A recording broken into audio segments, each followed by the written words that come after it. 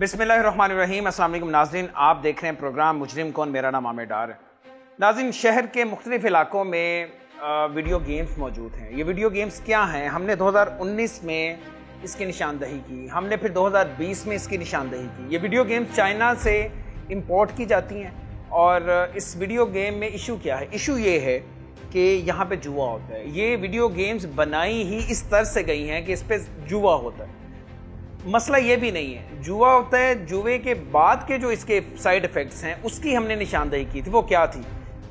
लोग यहाँ पे जाते हैं, बच्चे जाते हैं, बड़े जाते हैं, प्रोफेशनल जाते हैं, जुआ खेलते हैं और फिर उस जुए की वजह से लड़ाई झगड़े होते हैं, लोग कत्ल होते हैं, लोग खुदकुशी कर लेते हैं। ये सब कुछ ऑन रिकॉर्ड है। हमने प्रोग्राम मुजरिम कौन में ये सब कुछ दिखाया था। उस वक्त की लाहौर पुलिस की जो कमांड है उसे झंझोड़ने की कोशिश की थी, लेकिन उनके कानों तक जूं नहीं रिंगी और इसे बड़ा हल्का लिया गया। मैं बल्कि अगर ये कहूँ हल्का नहीं, जानबूझकर और दानिस्ता तौर पर इसे इग्नोर किया गया। उसकी वजह क्या है? उसकी वजह यह है कि इस वक्त सबसे ज़्यादा जो रिश्वत है और जो मंथली है वो इन गेम्स के ज़रिए पुलिस तक पहुँच रही है। जो मुतलका थाना है वो जिन जिन इलाके में ये वीडियो गेम्स मौजूद है वहाँ से मंथली इकट्ठी करता है। इसके सारे सबूत मौजूद है। जो लोग ये कारोबार करते हैं उन्होंने हमें ऑन रिकॉर्ड बताया कि हम पुलिस को और मुतलका थाने को पैसे देते हैं, रिश्वत देते हैं। तो इस वजह से बुराई का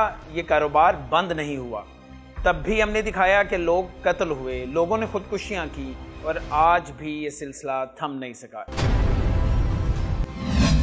आपको याद होगा, हमने आपको दिखाया था कैसे पुलिस की निगरानी में शहर लाहौर में जुआ खेला जा रहा था। स्कूल कॉलेज जाने वाले बच्चे जुआ खानों में जाने लगे थे। टीम मुजरिम कौन ने रैकी की थी और ऐसे जुआ खानों की हकीकत बेनकाब की थी। हैरत की बात ये थी कि ये जुआ खाने खुफिया ठिकानों पर नहीं थे, बल्कि भरे बाजारों में सरेआम लगी थी जुए की बाजी।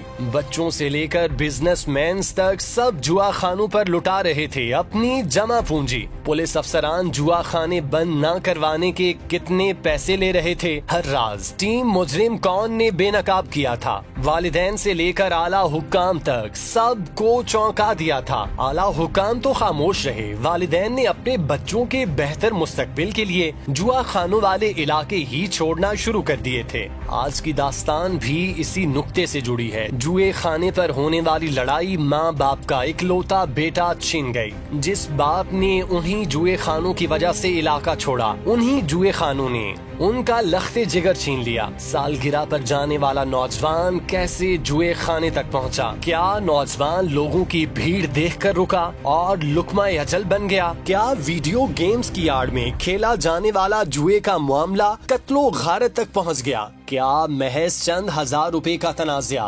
बेकसूर नौजवान की जान ले गया? भरे बाजार में लगी पंचायत में गोलियों की बौछार, जुआ खानों के मालिकान की लड़ाई, नौजवान पर किसने उतारी गोली? क्यों पुलिस मुल्जिमान को पकड़ने में हुई नाकाम? लाजमी देखिए कैसे पराई लड़ाई में माँ बाप का इकलौता बेटा शादी के 2 माह बाद हुआ कत्ल। जिस घर में मैं मौजूद हूँ, फैज़ान अहमद सुबहानी इस लड़के का नाम था। 27-28 साल इसकी उम्र थी। नहीं, इसकी शादी हुई है 2 माह पहले। इस घर पे क्या गुजर रही है? इस घर का नक्शा ही तब्दील हो गया। माँ बाप बूढ़े हैं, इस वक्त वो होश में नहीं है, वो ठीक तरह से बात नहीं कर पा रहे क्योंकि किसी के इल्म में नहीं था कि ये मामला हो जाएगा। उनसे भी हम बात करेंगे। सबसे पहले फैज़ान के सबसे करीबी दोस्त, उसके बचपन के साथी हमाद भट्ट से। सबसे पहले आप मुझे बताएं, फैज़ान से आपकी रफ़ाकत कितने साल पुरानी है? बचपन से इकट्ठे दोस्त हैं? पढ़ाई भी आपकी इकट्ठी थी? दोस्ती कब से आप? फैज़ान मेरा बचपन का दोस्त है। इकट्ठे ही हम पढ़े, इकट्ठे ही हम जो है कॉलेज टाइम, फिर उसके बाद हम जॉब भी इकट्ठे की। मतलब से लेके कॉलेज से लेके प्रोफेशनल लाइफ, यानी जॉब भी एक साथ की। रहते भी एक ही इलाके में थे? जी, पहले एक इलाके में रहते थे। पहले आप लोग इच्छा में रहते थे? जी। आप भी और फैज़ान भी? जिस इलाके में ये हुआ फिर जी। आपने भी वो इलाका छोड़ दिया? नहीं, फैज़ान ने भी? अच्छा, आप उधर ही रहते हैं? जी, मैं उधर ही। फैज़ान ने वो इलाका छोड़ दिया? फैज़ान के वालिद साहब ने सोचा कि ये इलाके के मामलात कुछ ऐसे हैं कि गेमें हैं और ये मामलात हैं, मैं अपने बच्चे को लेके साइड पे हो जाऊँ। अच्छा हमाद, ये बड़ा इंपॉर्टेंट पॉइंट है। जी। फैजान के वालिद ने ये इलाका सॉरी इसलिए छुड़वाया क्योंकि यहाँ पे वीडियो गेम्स वगैरह थी, यानी इन्हीं वीडियो गेम्स की वजह से इलाका छोड़ा था। जी बिल्कुल, इसी वजह से छोड़ा था। अच्छा, और यही फिर कत्ल की वजह भी बनी। जी, बहरहाल इलाका छोड़ देता है। जी, अगर इलाका छोड़ दिया था किसी और इलाके में जहाँ हम इस वक्त जोहर टाउन में मौजूद हैं जी के घर पे, तो दोबारा वहाँ पे क्या लेने गया? फैजान के तायाजाद भाई की बर्थडे थी और इन सब कजन्स का प्लान था कि हम एक ही जगह पे इकट्ठे होंगे, क्योंकि ताया और चचा एक ही जगह पे रहते हैं अभी, उधर ही थोड़े थोड़े फासले 1-2 गली के पास इशरा में रहते हैं। और जब आप पुराने मोहल्ले में जाएं तो लोग आपको कहते तो हैं, पूछने के लिए रोकते तो हैं कि यार आप कहाँ चले गए हैं, आप सारी जिंदगी यहाँ पे गुजारी, बचपन यहाँ पे था, तो आप हर वक्त नजर आते थे, कहाँ चले गए? आप 3-4 साल से कहाँ चले गए? एक दोस्त ने उनको रोका फैजान को कि आप कहाँ पर चले गए यार, नज़र नहीं आते। तो फैजान ने कहा इस तरह से, उन्होंने कहा ओ यार बोतल पीते हैं ये, उन्होंने कहा नहीं मैं जाना। फिर भी उस लड़के ने बातचीत करते हुए, इतनी देर में वो अकट थी अंदर, पंचायत थी गेमों में, इन 2 गेमों वो वीडियो गेम्स हैं, चाइनीज वीडियो गेम्स। जी बिल्कुल, यहाँ पे जुआ होता है। जी बिल्कुल। अच्छा, वहाँ पे अकट था, यानी 2 गेम्स हैं जी, एक अलग है एक अलग है, दोनों के मालकान अलग हैं। जी बिल्कुल, दोनों की साथ है जी, इन दोनों की आपस में लड़ाई थी। जी उस दिन अकड़ था, पंचायत थी। जी बिल्कुल। फैजान वहाँ पे चला गया। फैजान वहाँ पर देखा कि क्या मसला है, देखूं इतनी देर में इनकी बहस बढ़ते बढ़ते उन लोगों की, फैजान का इससे कोई ताल्लुक नहीं है। दुकान के अंदर, उन दुकानों के अंदर हो रही थी कि बाहर लोग खड़े थे? बाहर भी लोग कुछ खड़े थे और कुछ अंदर थे। फैजान अंदर गया या बाहर से देख रहा था? फैजान जो है दरवाजे में खड़ा होकर देख रहा था, ये क्या मामला, इतना लोग रश है, इकट्ठे हुए हैं, क्या वजह? फैजान वीडियो गेम्स के बाहर रश देखकर रुक गया। वो मुतजस्सिस था कि माजरा क्या है, क्यों लोग इकट्ठे हुए हैं। उसे क्या मालूम था कि यहाँ मौत उसी का इंतजार कर रही है।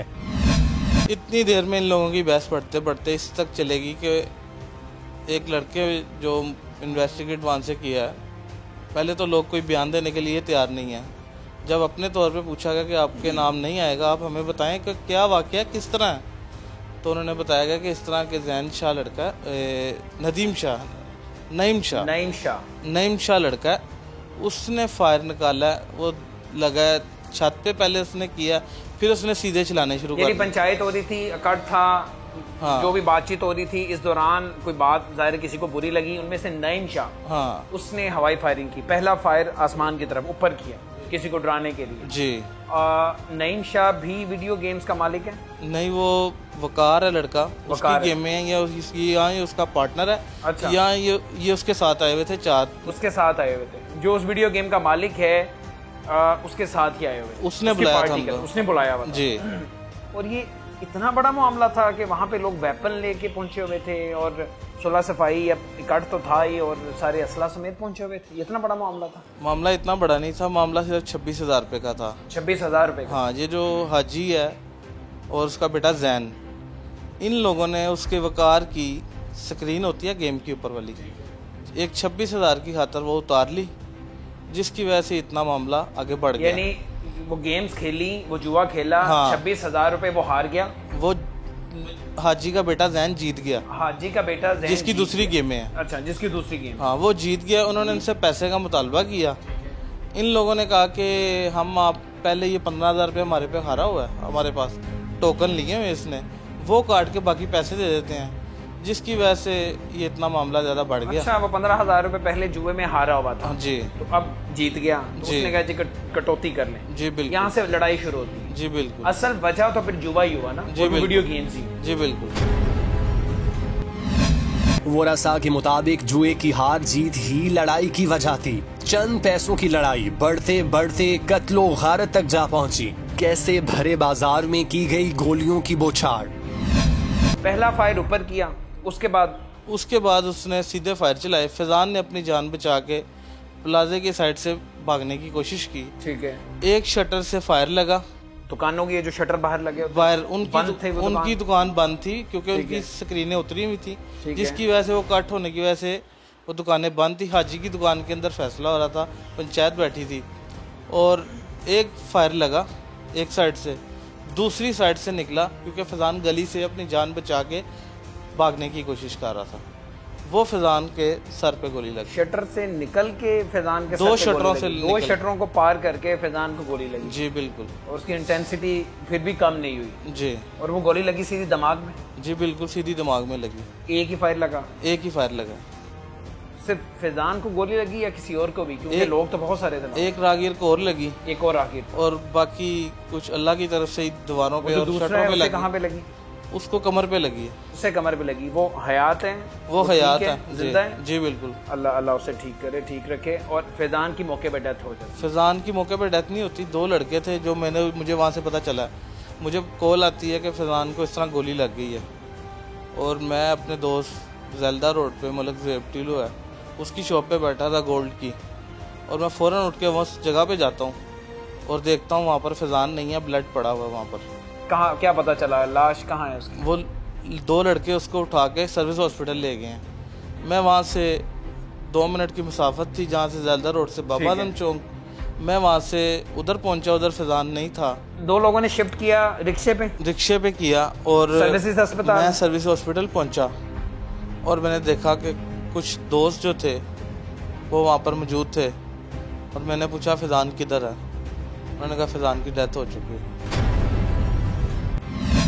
फैजान के सर पर गोली लग चुकी थी। लोग उसको उठाने से डरते रहे। फैजान को रिक्शे में अस्पताल मुंतकिल करने की वजह से होने वाली ताखीर से फैजान जिंदगी की बाजी हार गया। मैंने कहा कि किस तरह यार, कैसे हुआ है? फिर मैं अंदर गया, मैंने डॉक्टर से बात की तो डॉक्टर ने मुझे कहा कि उसकी वो डेड बॉडी पड़ी है सामने। डॉक्टर्स ने क्या बताया? अस्पताल आने से पहले ही वो दम तोड़ चुका था? डॉक्टर ने मुझे ये बताया कि ये हॉस्पिटल जब पहुंचा तो हमने इसको वेंटिलेटर पे ऑक्सीजन पंप करके करने की कोशिश की, लेकिन देर हो चुकी थी इसको आने में। देर हो चुकी हुई थी, यानी 10 मिनट वहाँ पे ज़ाया हो गए। फिर अस्पताल चूँकि रिक्शे में शिफ्ट किया, पहुँचने में टाइम लगा। जी। तो जैसे अस्पताल पहुँचा उस वक्त वो ख़त्म हो चुका होगा। हॉस्पिटल जब पहुंचा तो वो ख़त्म। मैंने बच्चों से पूछा, बच्चे भी डरे थे। उन्होंने बयान देना है, हमने बयान नहीं देना है। तो मैंने उनसे कहा मुझे तो बताएं। उन्होंने मुझे बताया कि जब हम कैंप जेल के पास शमा पहुंचे हैं तो फैजान की मेरे हाथ में डेथ हो चुकी थी वहाँ पर। उसके बाद मैं उसके कान लगा के उसको सांस जो है वो उसको महसूस कर रहा था, लेकिन उसको सांस नहीं आ रहा था। उन बच्चों के हाथों में दम तोड़ा? उन बच्चों के हाथों में 14-15-16 साल आपके लिए वो लम्हा क्या था जब आपको बताया गया कि आपके बचपन की दोस्त की डेथ होगी और वो लाश पड़ी, और यकीनन आपने जाके देखा भी होगा उसे? बिल्कुल, मेरे लिए यही लम्हा था कि मेरा जिस तरह भाई था। ज़िंदगी की कोई ऐसी बात नहीं है जो मुझसे शेयर ना करता हो, मेरे साथ मशवरा ना करता हो या मुझे ना बताता हो। यानी उसके वालिदैन ने तो अपना बेटा खोया ही है, लेकिन आपने भी अपनी ज़िंदगी का सबसे कीमती दोस्त, सबसे करीबी साथी खो दिया। मैंने अपने करीबी दोस्तों में से अपना एक भाई खोया। और इन जैसे गुंडा पसंद नासर को कैफरे किरदार तक पहुंचाना चाहिए जो दिन दनाते फिर रहे हैं। अच्छा, ये गुंडे कौन हैं? ये कब से यहाँ पे ये वीडियो गेम्स का कारोबार कर रहे हैं? ये मैं पूछता हूँ, ज़रा उनके खालू भी मौजूद हैं, इनसे बात करते हैं। क्या नाम है आपका अंकल? मेरा नाम अताउल हक ज़फ़र है। अच्छा, आप खालू लगते हैं फैज़ान के? बिल्कुल, मैं उसका खालू। आप लोगों को कब इतला मिली? मुझे रात को 10 बजे फ़ोन आता है कि घर से ही फ़ोन आता है, इधर से ही मेरी बेटी ही फ़ोन करती है कि अंकल वो फैज़ान को गोली लग गई है। कहा कैसे, कहाँ? आपको तो सबसे पहले यकीन ही नहीं आया होगा, क्योंकि एक कैसे? शरीफ आदमी जिसका लड़ाई झगड़े से कोई ताल्लुक ही नहीं है, ना ऐसी कोई बैड कंपनी उसकी। हमारे लिए मेरे तो पैरों से ज़मीन खिसक गई। वो इतना प्यारा बच्चा था, वो हमारे हाथों में उसकी परवरिश हुई। आज तक मैंने अपनी लाइफ में ना तो कभी उसकी कोई लड़ाई सुनी है, ना देखी है, ना कभी उसको किसी के आगे बोलते देखा है।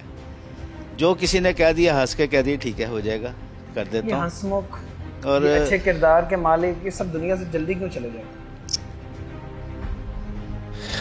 हमारे लिए तो ये क़यामत की घड़ी थी। मैं फ़ौरन वहाँ से मैंने गाड़ी निकाली अपने घर से। मैं इधर रहता हूँ पास पड़ोस में, तो मैंने गाड़ी निकाली तो मैं हॉस्पिटल गया तो पता चला कि उसकी डेथ हो गई है। वहाँ से वो उधर उन्होंने शिफ्ट किया, उधर जनरल हॉस्पिटल में। वहाँ पे उसका पोस्टमार्टम वगैरह जो है वो सारा करना था। तो वहाँ पे फिर मैं सारे मामला को देख के तो फिर मैं इधर थाने में आ गया। मुल्जिमान की अचानक फायरिंग से बाजार में भगदड़ मच गई। मुल्जिमान की फायरिंग से फैजान कत्ल हो गया। फैजान के माँ बाप पर क्या गुजरी वो भी बताएंगे। पहले जरा गौर से सुनिए कौन कौन से राज अफशा हुए।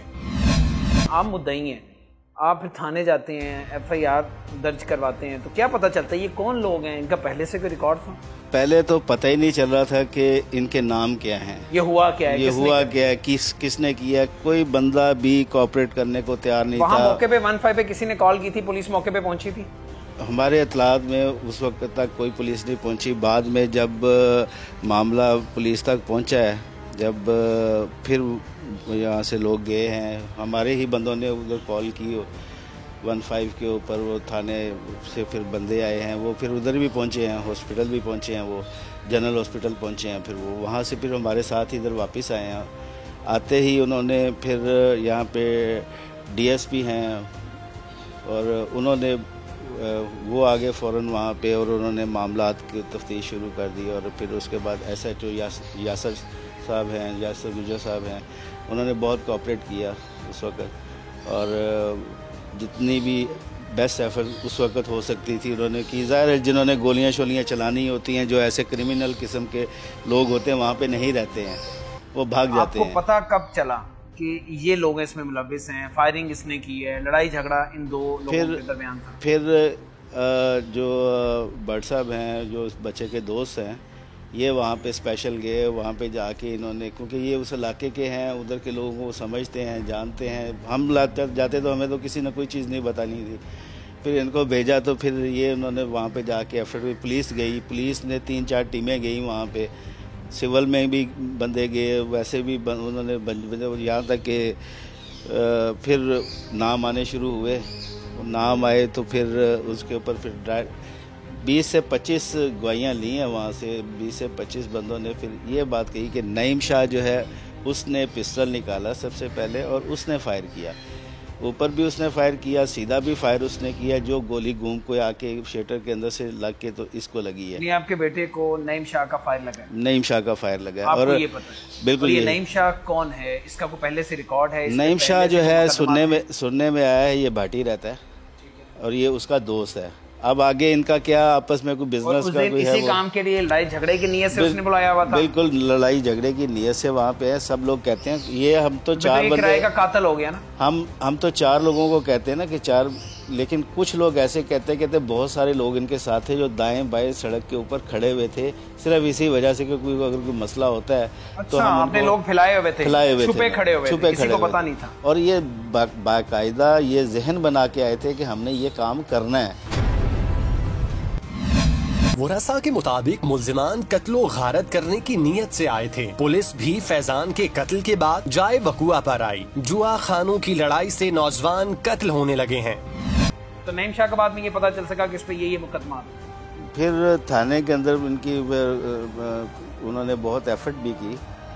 यासर गुजर साहब जो हैं वो खुद 3-4 दफ़ा जो है हमारे सामने जो है बड़ी नफरी लेके गए हैं। 3-4 जगह पे उन्होंने खुद जाके रेड भी की है और ख़ुद जाके छतों के ऊपर चढ़ के, ज़ाहिर दरवाजे लॉक कर देते हैं, तो उन्होंने खुद जाके वहाँ पे बंदों को पकड़ा भी है, पकड़ के भी लेके आए हैं कुछ बंदों को। लेकिन गिरफ्तार हुए नहीं? इनमें से कोई बंदा गिरफ्तार नहीं हुआ। ये सारे ये जो दूसरा ग्रुप है ये नईम शाह का, तो उधर से कोई बंदा गिरफ्तार, जो इधर गेमों के मालिक हैं उनको गिरफ्तार कर लिया। वो भी भागे हुए थे, दरवाजे नहीं खोल रहे थे, दरवाजे तोड़ के। जिन्होंने फायरिंग की है, जो असल कातिल हैं, उन्हें गिरफ्तार नहीं? वो कोई नहीं, उनमें से कोई।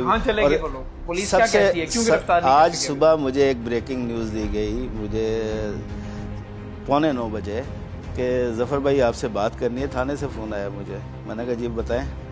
कहते यार वो जो है वकार, जो इसका साथी था नईम शाह का, उसने इंटरम करा ली है। अब बात यह है कि मैं किस अदारे को सही कहूँ?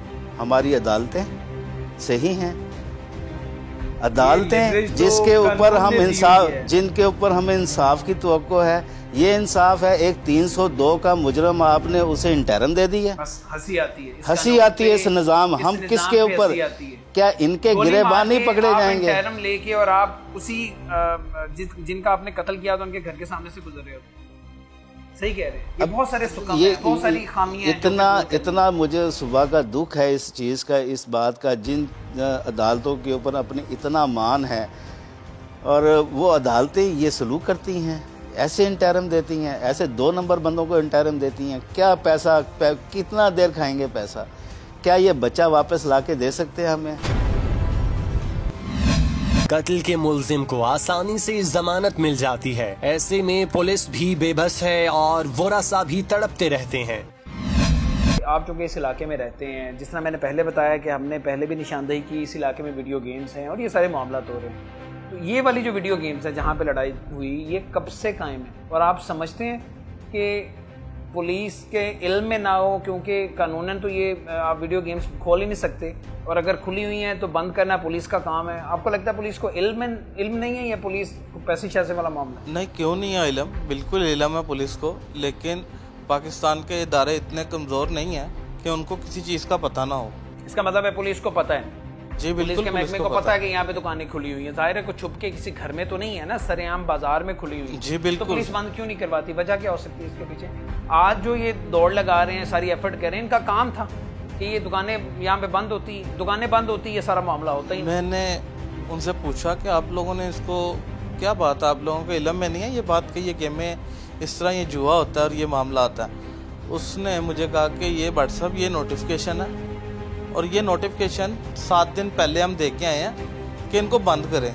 इनको मुतअद्दिद बार जो है उठा के लाए हैं, पर्चा देते हैं, सुबह ये अदालतें हमारी जमानत ले लेती हैं। पुलिस की बात कर जी, मैंने उनसे पूछा, मेरे दोस्त हैं, कानून कमजोर है, पुलिस पकड़ती भी है कहीं तो अगले दिन जमानत हो जाती है।